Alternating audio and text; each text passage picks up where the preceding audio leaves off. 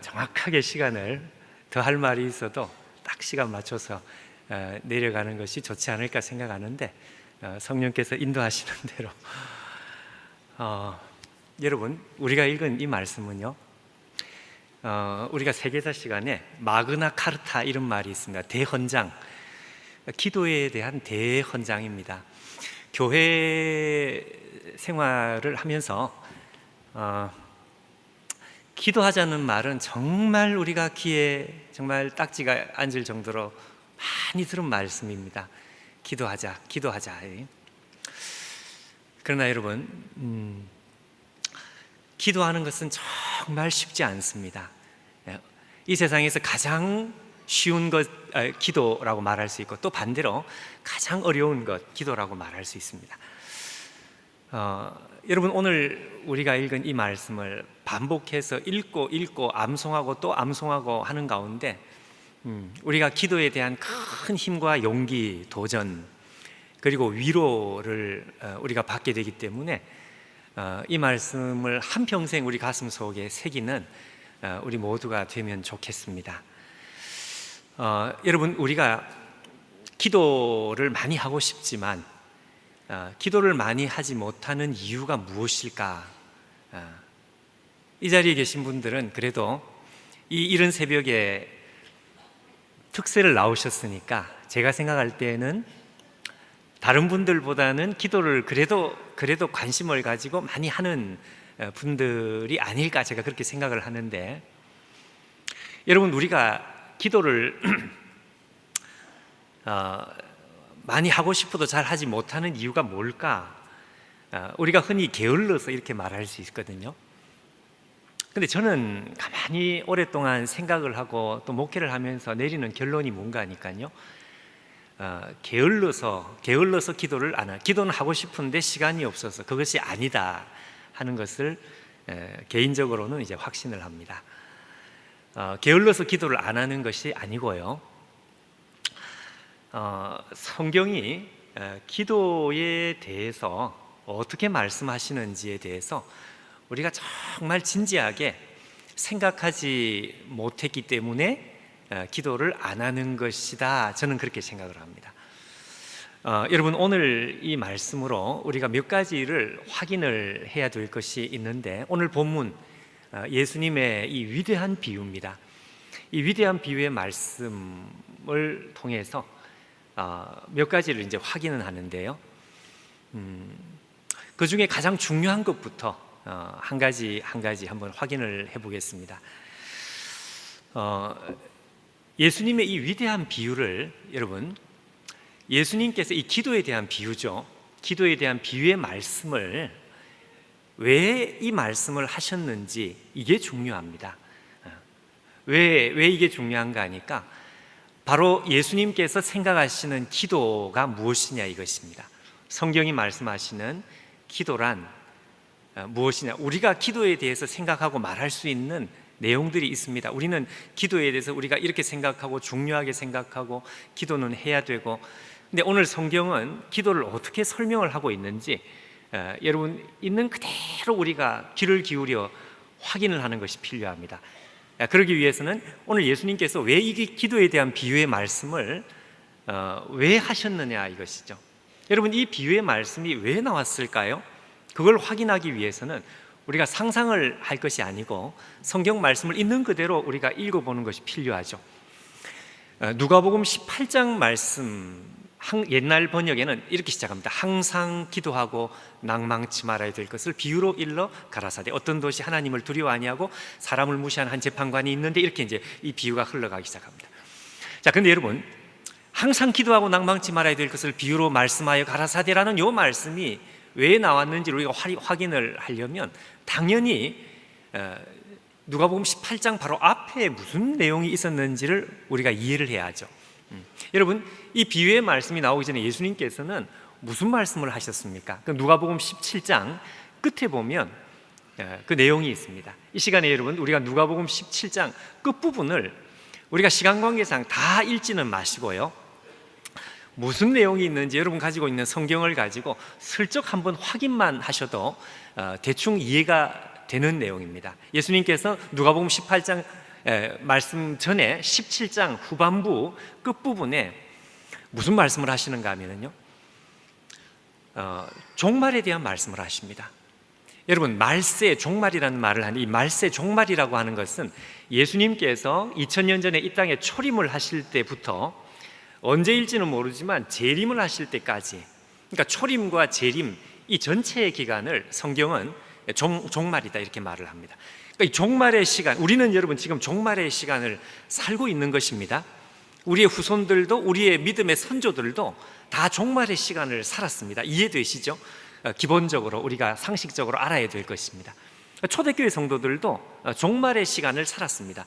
근데 예수님께서 십자가에서 죽으시고 부활하셔서 승천하신 후에 예수의 백성들, 예수의 제자들이 앞으로 살아갈 이 종말의 시대, 이게 2000년이 넘어갈지는 초대교회 성도들은 몰랐습니다.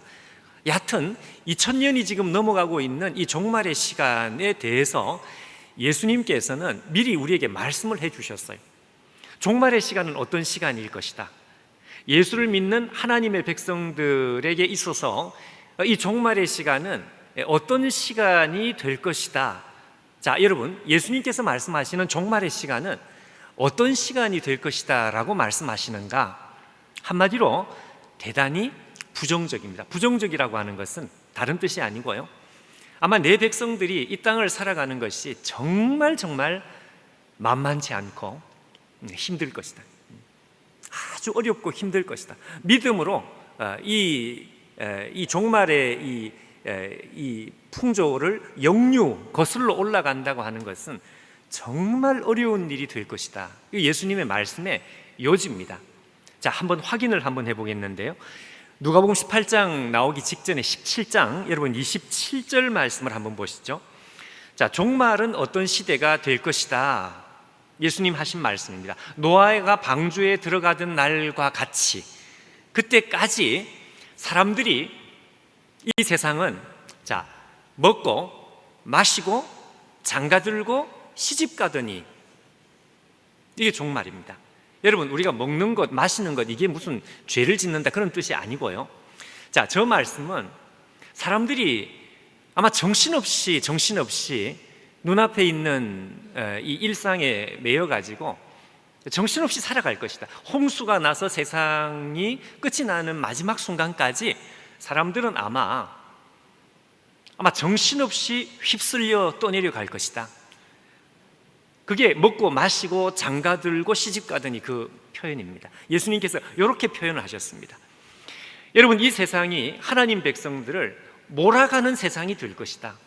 그러니까 몰아가는 세상, 휩쓸려 우리를 떠내려가게 만드는 세상, 그 세상 속에서 하나님의 백성들이 믿음을 지키고 거슬러 올라간다는 것은 보통 어려운 일이 아니죠.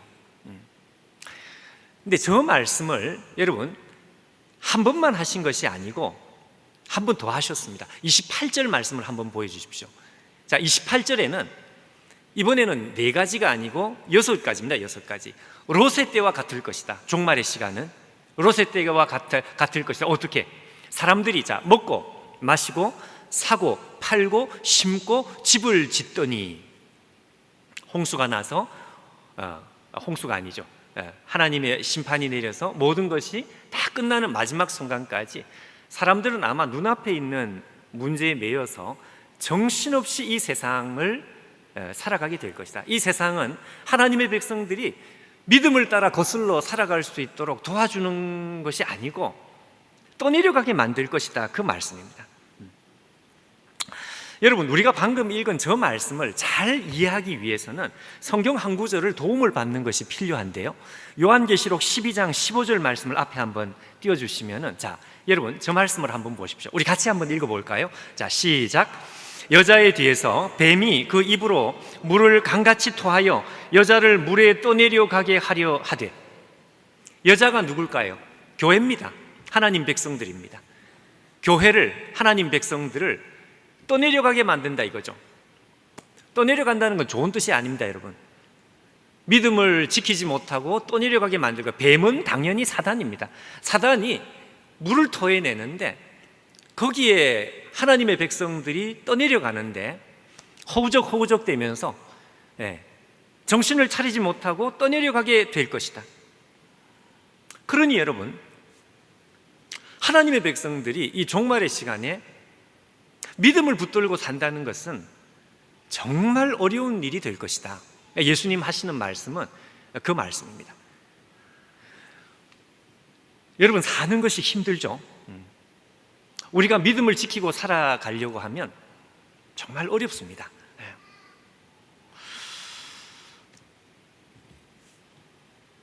그 유명한 C.S. 루이스의 그 스크루테이프 편지, 그 선배, 그 삼촌 마귀가 조카 마귀한테 하는 말, 이런 말을 합니다. 그 책 중간에 하는 말이요, 선배 마귀가 조카한테 하는 말이, 야, 우리가 인간들을 이렇게 타락시키려고 우리가 수백 년간 노력을 했다. 근데 그 중에 제일 효과적인 방법이 뭔가 하니까 인간들 눈앞에 펼쳐지는 일상에 눈이 팔리게 만들어라. 아무 생각을 하지 못하게 만들어라. 그리고 미지의 존재, 하나님인데 미지의 존재에 대해서 어떤 생각을 하지 못하고 계속 눈이 팔리게 만들어가지고 정신을 차려보면 인생이 그냥 홀라당 없어지는, 그렇게 만들면 인간들은 망하게 만들 수 있다. 여러분, 저도 직장 생활을 좀 했습니다. 그래서 제가 직장 다닐 1990년대 초반이었던 것 같은데, 그때 여러분, 제가 직장에 아침에 출근을 하려면 그 당시에 서울 지하철에 가장 붐비는 지하철역이 1호선과 2호선이 만나는 신도림역입니다. 그 1호선에서 2호선을 갈아타려고 이제 지하철 문이 이렇게 열리면 사람들이 100m 달리기를 합니다. 전부 다 미친 듯이 뛰어요. 문이 열리자마자 막 쏟아져 뜁니다. 그날도 제가 지하철 2호선을 갈아타려고, 1호선에서 2호선을 갈아타려고 문이 이렇게 딱 열리는데 그냥 사람들이 막 뒤에서 밀고 그냥 뛰는 거예요. 그것도 그냥 적당히 뛰는 게 아니라 정말 미친 듯이 뛰는 거예요. 저도 뛰었죠. 열심히 막 뛰어가는데 제가 그날 위대한 발견을 했습니다. 내가 왜 뛸까? 근데 뛸 이유가 없어요. 이유는 없는데 제가 뛰고 있는 저 자신을 발견했습니다. 그럼 내가 내가 직장에 늦지도 않고 뛰어야 될 이유도 없는데 내가 뛰는 이유가 뭘까? 대답은 아주 분명했습니다. 다 뛰니까. 옆에 사람들이 다 뛰니까 나도 모르게 안 뛰면 불안하니까요. 그러니까 그냥 같이 뛰는 거예요. 그러고 나서 그럼 나는 안 뛰어도 되는 것이구나. 그러고 나서 걸었습니다. 그날부터는. 그래서 직장 생활 아침에 맨날 뛰어서 힘들게 다니다가 그날부터 걸어 다녔습니다. 여러분, 우리 사는 인생이 비슷하지 않겠습니까? 우리가 사는데 어떻게 사느냐? 그냥 휩쓸려 사는 거죠. 사람들이 뛰니까 나도 불안하니까 그냥 왜 뛰는지 모르고 정신없이 뛰어요. 근데 없어지는 것은 뭔가 하니까 인생이 없어집니다. 인생이 통째로 없어집니다. 마귀는 우리에게 그것이 성공이다. 마귀에게 있어서는 성공이다 이거죠. 여러분, 요즘 우리가 핸드폰을 들고 다니는 시대에 알고리즘이 뭔지 아시죠? 알고리즘. 아마 젊은 사람들은 이게 무슨 말인지 금방 알고, 연세 있으신 분들은 저게 뭐냐. 이게 알고리즘이라는 것은 여러분, 어르신들을 생각해서 제가 한마디 설명입니다. 우리 유튜브라는 무슨 이런 것들 보면은 말이죠, 자기가 잘 들어가는, 자기가 잘 접속하는 그걸 이렇게 띄워주잖아요. 자동적으로. 모르시나요? 어르신들 대충 그런 거 있습니다, 여러분. 하여튼 이게 자기가 잘 접속하는 것들이 자꾸 이렇게 자동적으로 올라오죠. 자동적으로 올라오니까 그걸 자꾸 들여다보게 되잖아요. 어떤 그 고등학생 자녀를 둔 어머니가 이런 말을 했습니다. 스마트폰, 목사님, 이건 정말 요물입니다. 요물. 이것만 있으면 하루 종일 심심하지가 않고, 그 다음에 하시는 말씀이, 전능하신 구글 신이 무슨 말인지 아시겠죠? 구글 회사에서 이 유튜브를 만드니까 전능하신 구글 신이 내려주시는 알고리즘을 따라가면 아무리 혼자 있어도 심심한 일이 없다. 그 이야기를 했어요.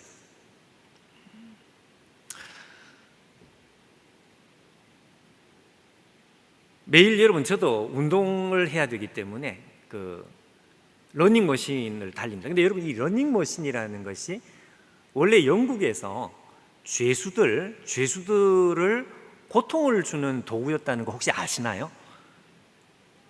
그러니까 죄수들이 딴 생각 못하게, 죄수들이 이렇게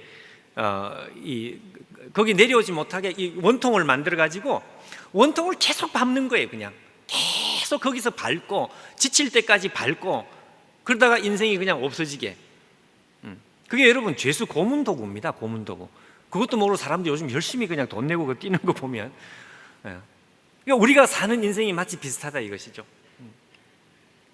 여러분, 어떻게 하든지 이 세상이, 그리고 마귀가 우리의 정신을 빼놓고 우리로 하여금 딴 생각을 하지 못하게 이렇게 우리를 휩쓸어가고 몰아가고, 물을 토해서 물이 강같이 우리를 이렇게 휩쓸어가게 만드는, 여러분, 이런 세상에 우리는 살아가고 있습니다. 시간이 지나면 더 이것이 심각해지겠죠. 예수님께서 지금 그 말씀을 하시는 것입니다. 사람들은 사고 팔고 심고 집 짓고 장가 들고 먹고 마시고 그렇게 될 것이다. 나를 믿는 하나님의 백성들은 결코 믿음을 지키는 것이 쉽지 않을 것이다. 아마 정신을 깜빡 놓으면 10년이 그냥 날아가고 20년 날아가고, 정신 차리고 보면 인생이 그냥 다 날아갔어요.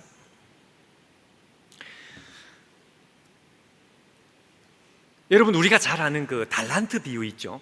달란트 비유에 그 한 달란트를 가진 사람이 주인에게 와서, 주인이여 당신은 마음이 굳은 사람이라 심지 않은 데서 거두고, 이러면서 주인한테 자기가 장사하지 않고 한 달란트를 그대로 가지고 나와서 주인한테 이걸 그대로 갖다 바친다고요. 그래서 주인이 한 달란트 받은 사람을 심판을 하죠. 여러분 잘 아시죠? 우리가 얼른 생각할 때 한 달란트 받은 사람은 굉장히 게으른 사람. 그러나 여러분, 그 이야기는 절대로 간단하지 않습니다. 왜 그런가 하니까요, 예수님께서 종말에 대한 비유의 말씀을 하려고 그 달란트 비유 말씀을 하고 계시는 것인데, 이 한 달란트를 받은 사람이 장사 안 하고 그대로 가지고 와서 주인 앞에 이걸 자신 있게 내놓고, 주인이여 당신의 것을 받으셨나이다, 이 말을 한다고요. 여러분 한번 생각해 보십시오. 자기가 바깥 어두운 데 쫓겨서 영원히 형벌을 받을 걸 알면서 주인이여 당신의 것을 받으셨나이다, 이렇게 말을 하는 사람이 있다면 그 사람은 미친 사람입니다. 무슨 말씀인지 아시겠나요? 이 사람이 장사 안 하고 이게 가지고 있다가 주인에게 가져와 당신의 것을 받으셨나, 이렇게 자신 있게 이야기를 하는 이유는요, 그렇게 자신 있게 이야기를 할 만했기 때문에, 무슨 말인지 아시나요? 자신 있게 말을 할 수 있을 정도로 이게 지금 장사를 할 수 없는 상황이에요. 그러니까 이 사람이 볼 때에는 이 한 달란트를 받은 걸 가지고 장사를 하면 이거 원금까지 다 잃어버리겠다.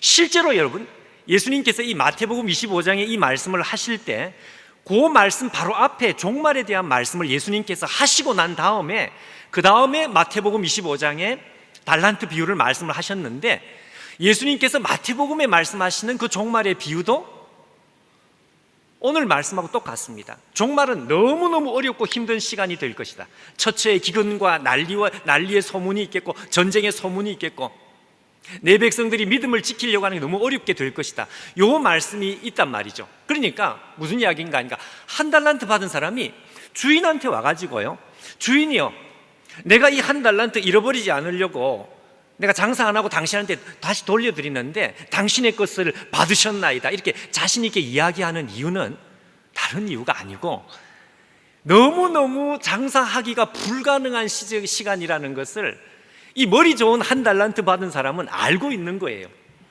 이 사람은 머리가 기차게 돌아가는 정확한 사람입니다. 계산이 정확한 사람입니다. 그럼 나머지 5달란트 또 남기고 2달란트 또 남긴 사람들은 이 사람들이 좀 이상한 사람이에요. 또라이. 하나님의 사랑에 붙들린 또라이들이기 때문에 미친 척하고 장사를 한 사람들이지, 1달란트 받은 사람이 정상이에요. 그러니까 이 사람이 자신 있게 이야기하잖아요.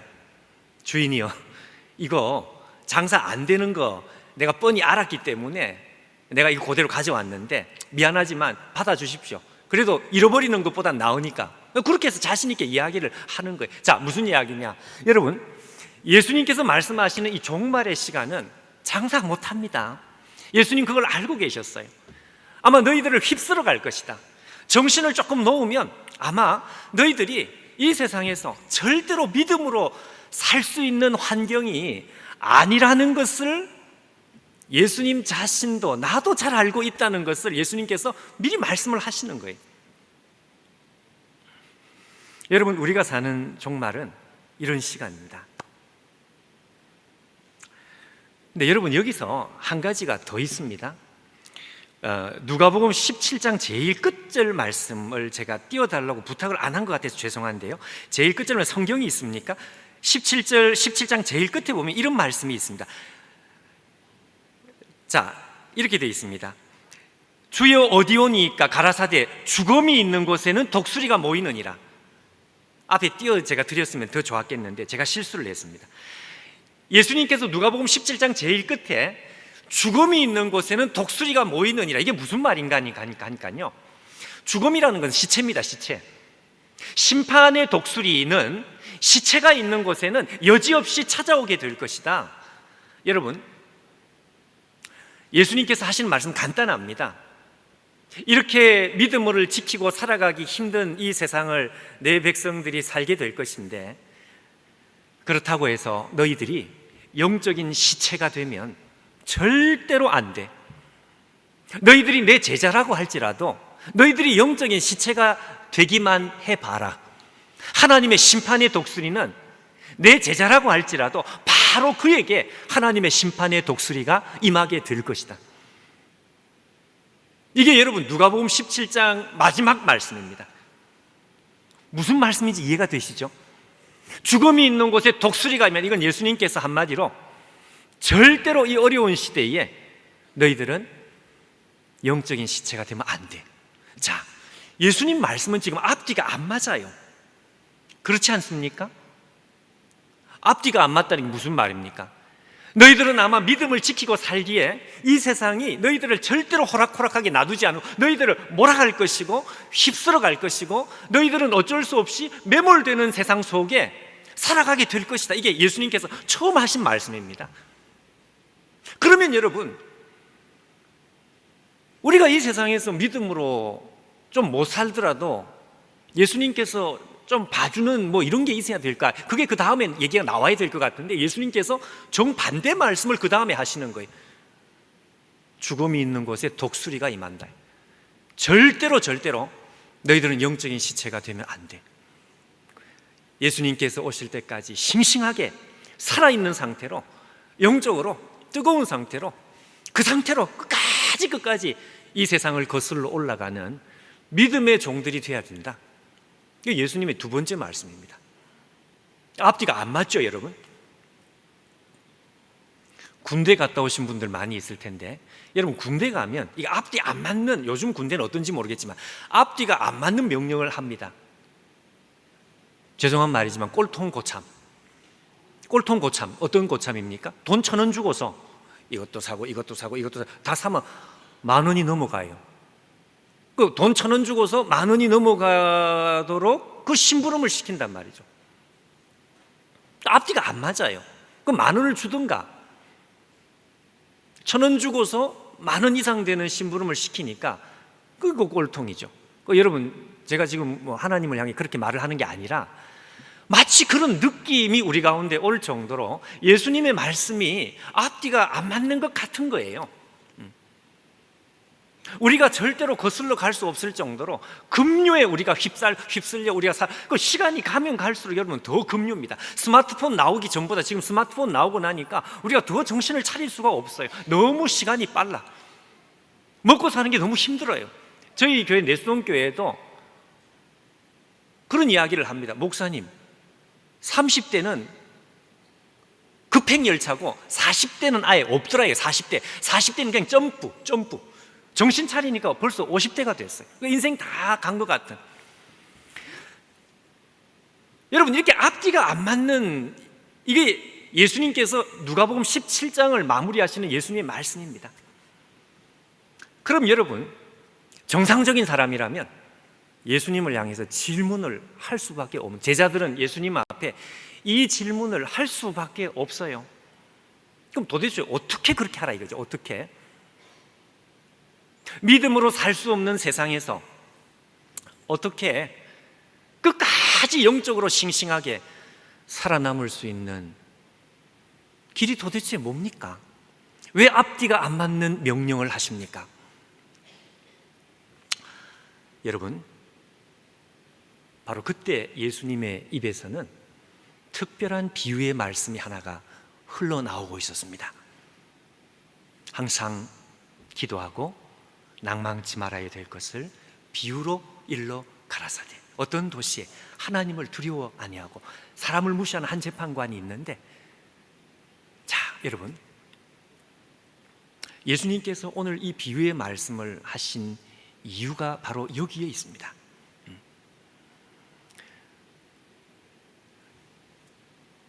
종말에 대한 예수님의 말씀은 누가복음 17장만이 아니고 마태복음 24장, 25장만이 아니고 마가복음 13장만이 아니고 다 똑같습니다. 종말은, 예수님께서 말씀하시는 종말은 대단히 부정적입니다. 아마 못 살 것이다. 내 제자들은 아마 너무너무 힘들 것이다. 그런데 예수님께서 일관되게 우리에게 하시는 명령은 시체가 되면 안 돼. 절대로 시체가 되면 안 돼. 끝까지 싱싱해야 돼. 끝까지 살아있어야 돼. 여러분, 예수님께서 우리에게 주시는 유일한 한 가지의 길이 있습니다.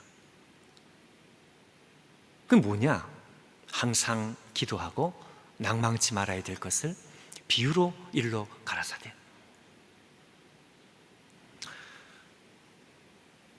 여러분, 이 세상을 사는 방법은 기도밖에 없습니다.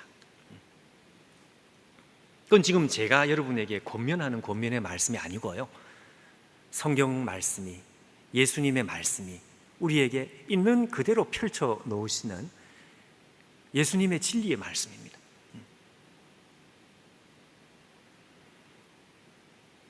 기도는 중요한 것입니다. 아닙니다, 여러분. 기도를 중요한 것이라고 말을 해서는 안 됩니다. 기도는 유일한 것입니다.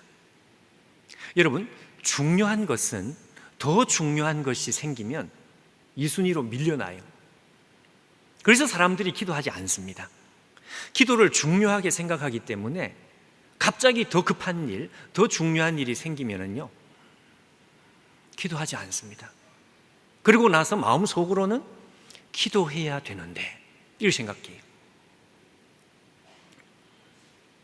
기도해야 되는지는 아는데 바빠서 기도를 못한다고 생각하는데, 제가 처음에 말씀한 대로요, 그게 아니고 근본적으로 기도에 대한 이해를 잘못하고 있다, 저는 그렇게 생각을 하는 거죠. 여러분, 제가 오늘 여러분에게 말씀을 드리고 싶은 것은 한 끗 차이입니다. 한 끗 차이. 한 끗 차이라고 하는 것은 기도를 중요하게 생각하는 것하고 기도를 유일한 것으로 생각하는 것은, 요거는 한 끗 차이인 거예요. 다 기도 중요하다고 다 말합니다. 다 기도해야 된다고 다 말합니다. 믿는 사람 중에 기도해야 되는 거 모르는 사람 한 사람도 없습니다. 그러나 기도하지 않습니다. 제가 죄송한 말이지만 내수동교회에서 20년 목회를 하면서 내린 결론은, 기도하는 것이 참 어렵구나. 교인들이 하루에 시간을 떼놓고 기도하는 것이 이게 정말 쉬운 일이 아니구나. 제가 그 생각을 많이 했습니다. 아니, 교인들 얘기할 필요 없이 여러분, 목사인 저 자신도 기도의 시간을 매일 지키면서, 그것도 나름대로 충분한 시간 기도를 하면서 사는 게 이게 가장 큰 싸움입니다. 너무너무 어렵습니다. 뿐만 아니라 제가 다음에 잠깐 이 언급을 해야 되겠는데요, 여러분, 기도의 시간 자체가 얼마나 쉽지 않고 어려운지 몰라요. 왜? 하나님은 안 보이니까. 눈에 보이지 않는 그 하나님 앞에서 1시간이고 2시간이고 앉아서 씨름을 한다는 게, 이게 옆에서 보면 완전히 바보라요.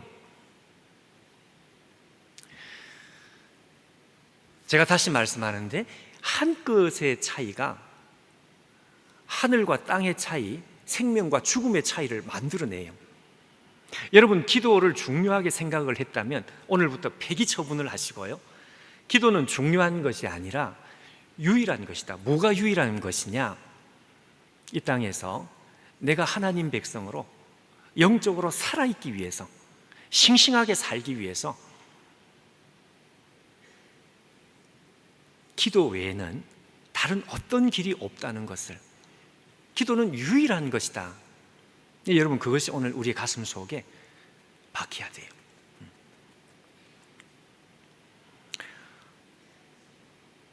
저는 여러분 원래 이 새벽 체질이 아닙니다. MBTI 성향 뭐 이런 걸 이야기하면 좀 시시해질 것 같아서 말을 안 하겠지만, 저는 여러분 원래 이게 지금 이 새벽에 일찍 일어나는 체질이 아니라 밤 늦게까지, 젊을 때도 밤 늦게까지 뭘 이렇게 하는 그런 스타일인데, 오랜 시간 고민을 했습니다. 나는 왜 이렇게 기도 시간을 잘 못 지킬까? 그러다가 목회를 하다 보니까 역시 기도 시간 지키기가 쉽지가 않아요. 그래서 내린 결론이 새벽 외에는 다른 길이 없는 것이구나. 새벽에는 방해를 받지 않습니다. 점심때만 되면 기도할 때 방해가 많아요. 급하다 그러고 전화 그러고 문 두드리고 에이 그러고 기도 못하고 뭐 이럴 때가 많아요. 여러분, 우리가 기도를 놓치고 살면 우리 인생은 해보나 마나입니다. 여러분, 우리 인생은 통째로 도둑맞게 되어 있습니다. 예수님께서 장담하셨습니다. 휩쓸려 갈 것이다. 미션 임파서블, 불가능한 임무죠. 우리는 불가능한 임무를 가지고 이 땅을 사는 것인데, 그걸 가능하게 만드는 것은 예수님께서 딱 한 가지를 주셨단 말이에요. 기도입니다. 기도.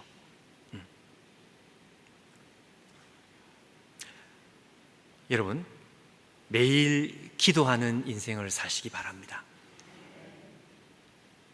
내가 일상을 사는 것보다 하나님의 얼굴 앞에서 시간을 보내는 것이 더 중요한 것이다. 이것이 유일한 것이다. 내가 오늘 하루의 삶에 좀 문제가 생길지라도 내가 하나님과 약속한 기도의 시간을 지킬 것이다. 여러분, 그 결심을 하는 사람이 그렇게 많지 않습니다. 그러나 그 결심을 여러분 하셔야 합니다. 끝날 시간이 다 돼가요. 한 3분의 1 했는데 여러분, 예수님의 이 비유가 이렇게 해서 이 비유가 나오는 것인데, 이 비유가 우리 가운데 너무너무 큰 위로를 주는 이유가 뭘까요? 여러분, 저는 날마다 기도할 때마다 오늘 우리가 함께 읽은 이 비유의 말씀을 늘 생각을 합니다. 아마 앞으로 생각을 더 많이 할지 모르겠어요. 왜 그런가 하니까 아까 말씀한 대로 목사인데도, 그리고 한 교회에서 지금 올해로 벌써 20년 담임 목회를 했는데도요, 정말 죄송한 말이지만 기도하는 것이 쉽지 않습니다. 그래서 무릎 꿇어 기도가 안 되면 일어나서 기도하고 걸어 다니면서 기도하고, 하여튼 옆에서 아마 CCTV로 제 기도하는 모습을 보면 정말 코미디가 돼.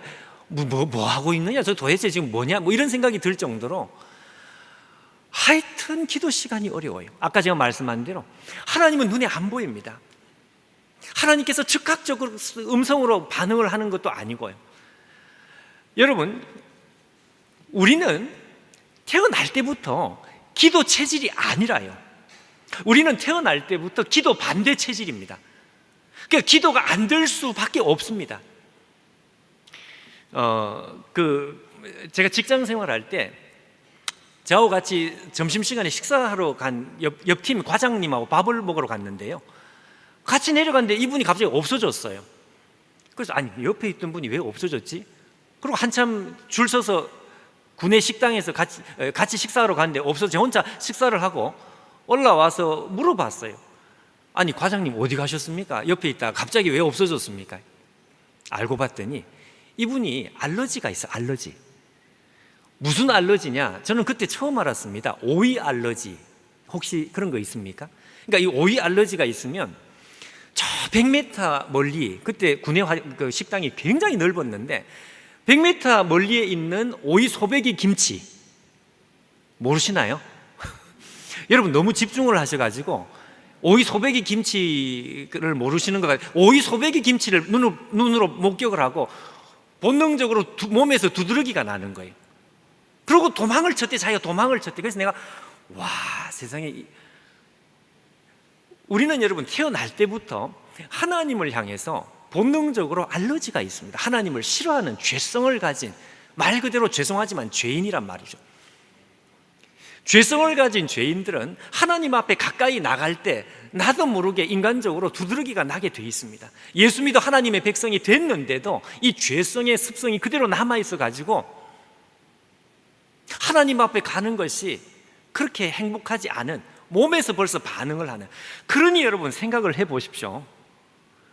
눈에 보이지 않는 하나님, 그 하나님 앞에 세상 사람들이 볼 때는 아무런 생산성이 없어 보이는 그 기도의 시간에 하나님의 얼굴만 쳐다보면서 또 무슨 말을 해야 될지도 모르고 그러면서 1시간, 2시간 여러분 앉아서 기도의 시간을 가지는 것이 이게 보통 어려운 일이 아니란 말이에요. 여러분 저도 어렵습니다. 어저께 제가 호텔에서 숙소에서 기도하는데 그때도 역시 어려웠습니다. 그때 여러분 제 마음에 또다시 위로를 준 말씀은 항상 기도하고 낭망치 말아야 될 것은 오늘 이 말씀이에요. 오늘 예수님의 비유는 이상합니다. 왜? 여기 나오는 불의한 재판관은 하나님을 비유하는 걸 누가 보더라도 다 알 수 있는 내용이죠. 그렇죠? 우리 하나님을 불의한 재판관에 비유를 했고 힘없는 과부를 제자들에게 비유를 한 거예요. 근데 여러분 한번 생각을 해보십시오. 우리 하나님께서 정말 불의한 재판관입니까? 오늘 성경에는 뭐라고 되어 있는가 하면 불의한 재판관도 그냥 불의한 재판관이 아니고요, 괄호 열고 위로는 하나님을 무시하고 아래로는 사람을 무시하고, 위로는 하나님을 두려워 아니하고 아래로는 사람을 무시하는, 그러니까 아나무인입니다. 전혀 말도 통하지 않는, 손톱도 들어가지 않는 정말 무지막지한 인간이 있는데 그 인간을 하나님의 비유를 했단 말이에요. 여러분 우리 하나님이 그런 하나님이신가요? 아니단 말이죠. 우리 하나님은 그런 하나님이 아닙니다, 여러분. 그런데 예수님께서 왜 하나님을 이상한 인간으로 비유를 하셨을까요? 여러분 여기 과부를 오늘날 과부가 아닙니다, 여러분. 이 당시의 과부는 남편에 의해서 모든 법적인 보호를 다 받아야 되기 때문에, 경제적인 보호, 법적인 보호를 남편에게 받아야 되기 때문에 이 당시에 과부가 되면 죄송하지만 창기가 될 가능성이 많을 정도로 사회적으로 전혀 힘이 없는, 그러니까 예수님이 말씀하신 불의한 재판관이라고 하는 캐릭터하고 여기 과부라고 하는 캐릭터는 절대로 만날 수가 없는 캐릭터입니다. 벌써 이 상황 설정 자체가 사람을 답답하게 만들어 절대로 못 만납니다, 여러분. 위로는 하나님을 두려워하는, 아래 사람도 없는 무지막지한 인간 앞에 세상에 힘이 없는 과부가 그 앞에 나간단 말이죠. 근데 예수님께서 이 비유를 말씀하신 이유가 도대체 뭘까요? 오늘 제자들, 오늘 우리들을 위로하기 위해서 그렇습니다. 여러분 우리가 기도의 자리에 나갈 때마다 우리는 바로 이 상황을 오늘도 맞닥뜨리게 돼 있습니다. 기도의 자리에 나갔는데 계란으로 바위 치는 것 같아요. 기도의 자리에 나갔는데 절벽 앞에 서 있는 것 같아요. 기도의 자리에 나갔는데 내가 지금 헛수고하고 있는 것 같아요. 기도의 자리에 나갔는데 정말 시간 낭비하고 있는 것 같아요. 이 시간에 영어 단어 하나 더 외우는 게 낫겠다. 기도의 자리에 나갔는데 정말 너무너무 막막한 거죠.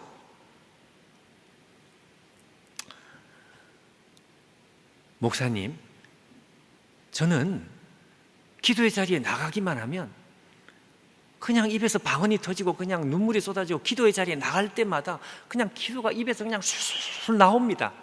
거짓말입니다, 여러분. 그럴 때가 있기는 있어. 일생에 몇 번 있습니다. 연애할 때 차였다든지 시험에 떨어졌다든지 큰 질병에 걸렸다든지 그럴 때는 몇 번 그럴 때가 있어요. 근데 그럴 때를 제외하고는 일상 속에는 그럴 일이 일어날 수가 없습니다. 왜? 제가 왜 이렇게 확신 있게 이야기를 하느냐? 오늘 성경 말씀을 보십시오. 예수님께서 만약 우리가 기도의 자리에 나갈 때 그냥 나도 모르게 그냥 기도가 그냥 술술술 나올 것 같으면 이런 비유의 말씀을 왜 하냔 말이에요. 여러분, 기도의 자리에 나가는 것은 절대로 쉽지 않습니다. 그래서 우리가 기도의 자리에 나갈 때 막막해. 하나님께서 내 기도를 과연 듣고 계실까? 이런 생각이 들 때마다 오늘 이 비유의 말씀을 암송하십시오. 항상 기도하고 넉망치 말이에요.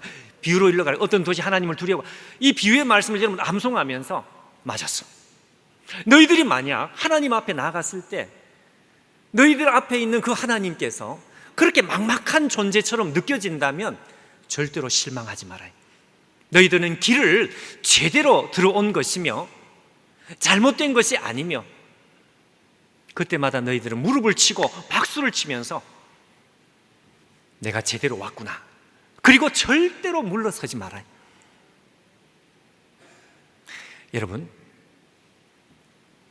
오늘 이 기도의 문턱을 넘어가시는 여러분들이 되시기를 축원합니다. 여러분, 기도의 싸움에서 넘어가셔야 돼요.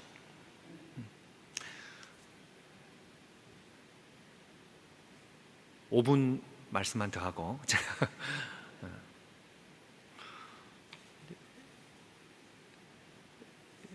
제가 담임 사역을 조금 일찍 했습니다. 근데 저는 전혀 예상을 못했습니다. 우리 교회 당회 장로님들께서 제가 한국 나이로 만으로 35세 내수동교회에서 담임 사역을 하라고 저보고, 그래서 제가 왜 나보고 담임 사역을 하라고 할까 제가 아마 생각을 하다가 혼자 짚이는 게 뭔가 하니까 제가 대학부 전도사 사역을 할 때요, 대학부에 저도 이해할 수 없는 수적인 부흥이 조금 있었습니다. 아마 그걸 보고서 우리 장로님들이 이렇게 뭔가 이렇게 희망을 가지고 저한테 제의한 게 아닐까 뭐 이런 생각을 한번 해봤어요. 그러나 여러분, 제가 대학부 때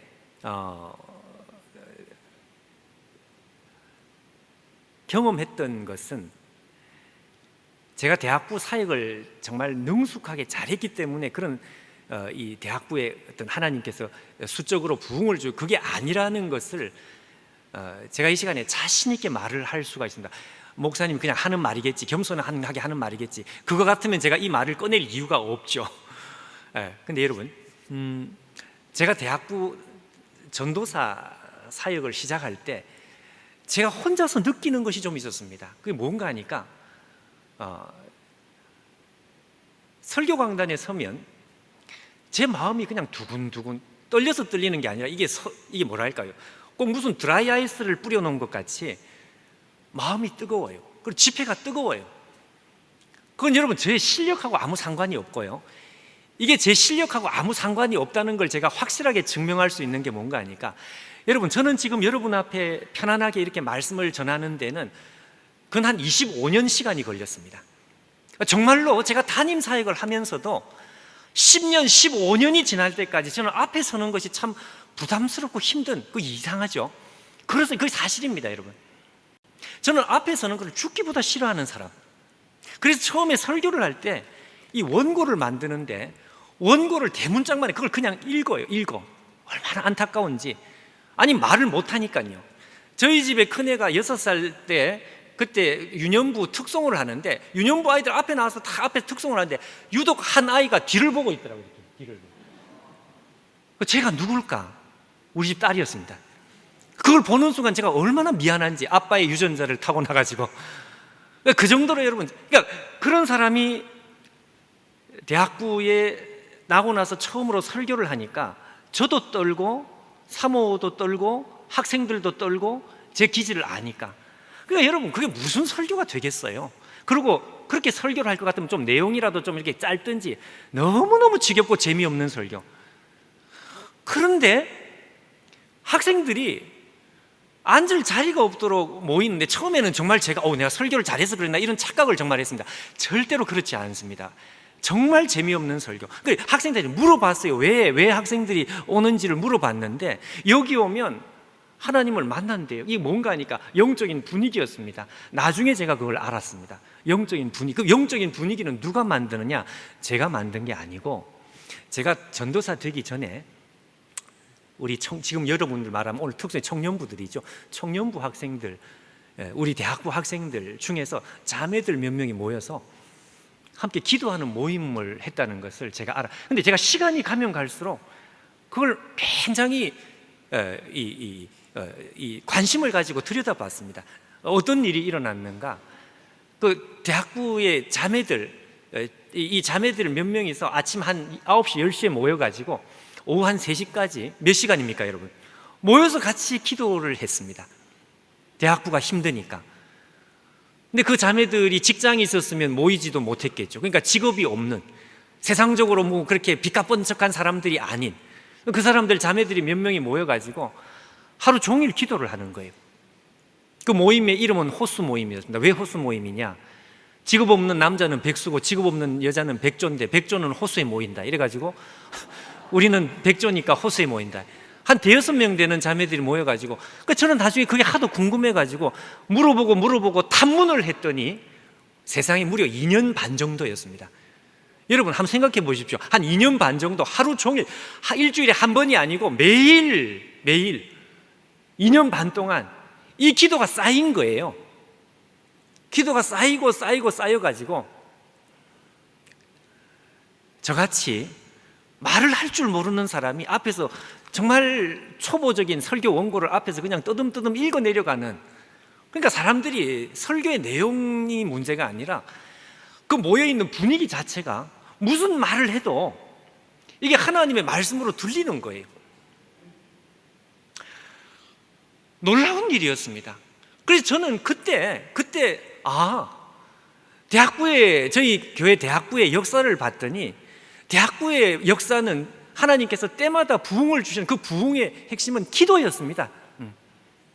그것도 무슨 대단한 사람들이 아니라 사람들이 별로 주목하지 않는 사람들이 모여서 함께 기도를 하고 기도 속에 교회가 보이지 않게 이 대학부 분위기가 뜨거워지는데 그 뜨거운 분위기는 뭘 설명을 할 수가 없어요. 저도 그냥 올라가면 그냥 덜덜덜 떨리는 느낌. 성격 때문에 떨리는 게 아니라 영적으로 이 마음에 긴장이 오고, 그 학생들이 하나님을 만나고. 여러분 오늘도 변함없이, 예수님이 올 때까지도 변함없이 하나님의 교회는 기도로 부흥하는 줄 믿습니다. 여러분 기도가 쌓여있는 대전중앙교회, 이 대전중앙교회 청년들이, 학생들이, 대학생들이, 청년부들이 모여서 함께 기도하는 분위기가 만들어지면서 그 속에 말할 수 없는 뜨거운 자발성, 하고 싶은 거죠. 뭘 하고 싶은 거죠. 전도도 하고 싶고 선교도 하고 싶은 그런 하고 싶은 마음들이 확하니 일어나네. 이건 누가 하자고 해서 할 수 있는 것이 아니라 하나님께서 우리 가운데 일으키시는 동력이었습니다. 동력, 기도였습니다. 기도. 여러분 이것은 교회도 마찬가지고 우리의 개인의 인생도 마찬가지고, 여러분 기도하는 인생 속에 말할 수 없는 영적인 자발성, 설레는 마음, 희망찬 마음, 마음에 있는 이 어두움이 쫓아나가고 마음에 무언가를 하고 싶은 마음, 적극적인 마음, 의욕적인 마음, 이런 것들이 우리 속에 차는 거죠. 여러분 이런 역사가 우리 안에 일어나기를 바랍니다. 기도 외에는 다른 길이 없습니다. 여러분 항상 기도하고 낭망치 말아야 될 이 비유의 말씀을 예수님께서 말씀하신 이유는 불가능한 싸움을 싸워야 될 제자들에게 예수님께서 우리에게 주신 유일한 열쇠라는 것을 여러분 우리가 기억하면서 오늘 우리의 인생이 오늘 이 말씀과 함께 새롭게 되는 거죠. 한 끗의 차이가 하늘과 땅의 차이를 만든다고 한 것처럼 여러분 기도하기로 결심하십시오. 내 인생 하나님 기도 인생을 살겠습니다. 우리 안에 여러분 위대한 하나님의 역사가 일어나기를 주의 이름으로 축원합니다.